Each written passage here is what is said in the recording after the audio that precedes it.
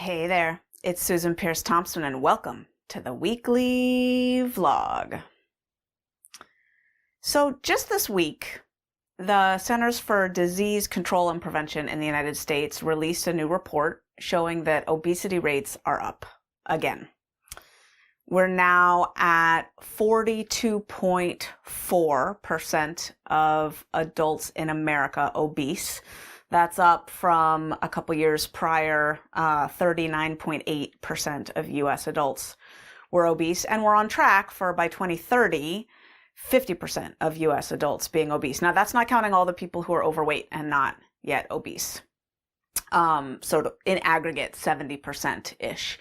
Adults are overweight or obese, but the percentage of obesity keeps climbing. And, I was on the CDC website and I read the study, I read the report, and then it had a little thing you could click for how to manage and prevent and treat your own obesity or whatever. And I clicked on it and it said obesity is really complicated and there's no one size fits all strategy. And then it said what you can do is no, and I started reading really carefully, right? Like, what are they going to say to do? And it said, know your BMI,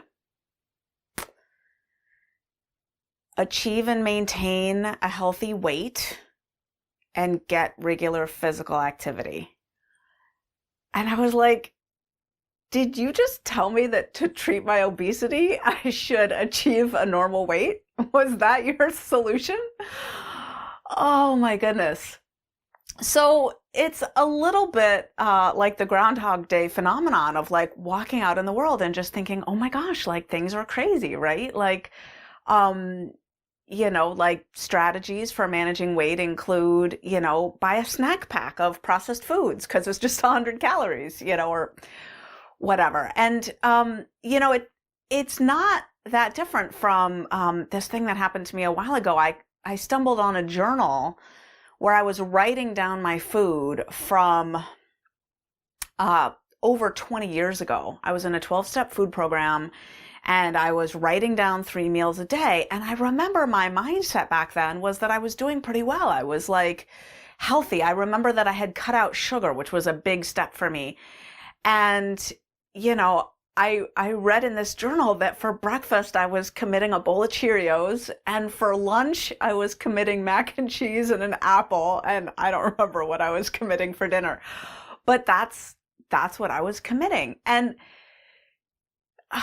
so it just speaks to the widespread confusion and contradictory information that's out there about overweight and obesity. And one of the blessings of Bright Line Eating being this clarity that comes about what's true and what's not true, what's helpful and what's not helpful, what's silly and what's not silly. And the moments of being reminded that we're in the minority of kind of seeing what's true and what's not true, what's helpful and what's not helpful. And this morning, I got some good news. I got the news that an abstract that we submitted to an academic conference on nutrition has been accepted. We're going to be presenting data from the Bright Line Eating Bootcamp showing that over just the course of the bootcamp, hunger rates go down dramatically and craving rates go down dramatically. And this is a really big deal because on most weight loss programs, hunger goes up and cravings goes up. And that's one of the problems with adhering long term is that it's really hard to sustain something if you're craving and you're hungry all the time. And so it's a really big deal that on average on Bright Line Eating, hunger goes down and cravings go down. And we will continue to fight the good fight and to disseminate some basic yet radical information like food addiction is real. Not every brain is equally susceptible.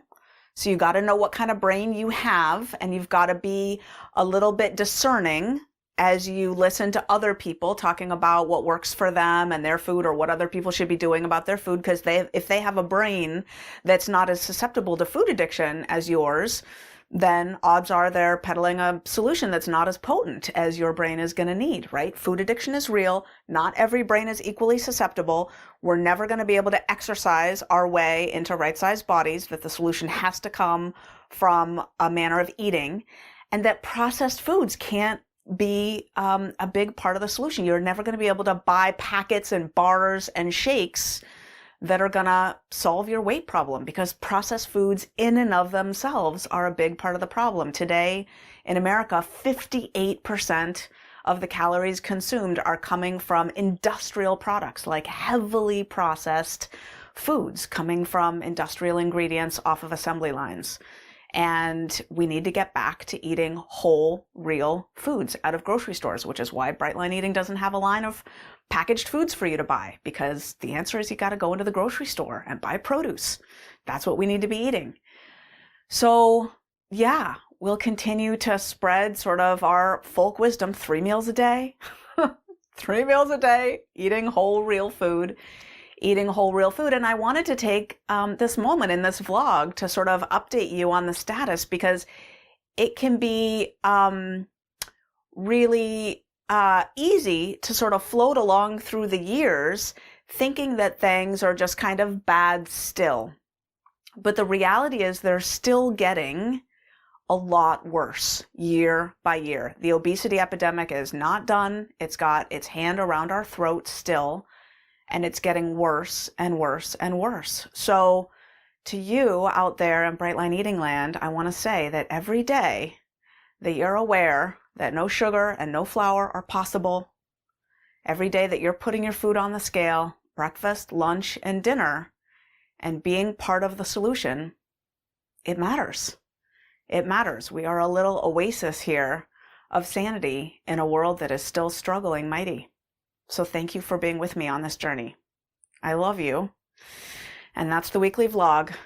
I'll see you next week.